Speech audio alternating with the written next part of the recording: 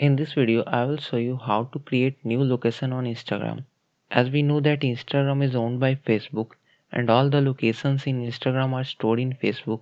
So in order to create a new location in Instagram, you first have to create it in Facebook and store it there.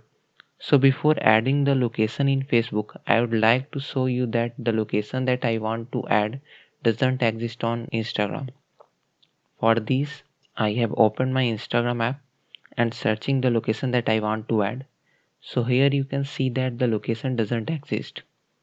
Now for adding the location, go to your Facebook app, tap on what's in your mind, and here you have to click on check-in option. Now type the name of location that you want to add.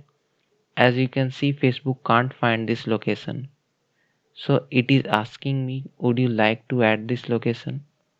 So I have tapped on this. Here choose what category that you want this location to be in. Let's say I'm choosing locality and then choosing village. After filling all this information, click on this create, which is at the top right corner. Then a notification will be popped out. Here your location has been created, and then post it. You can make the post private so that other can't see it. Sometimes Facebook takes 1 to 2 days in updating the location.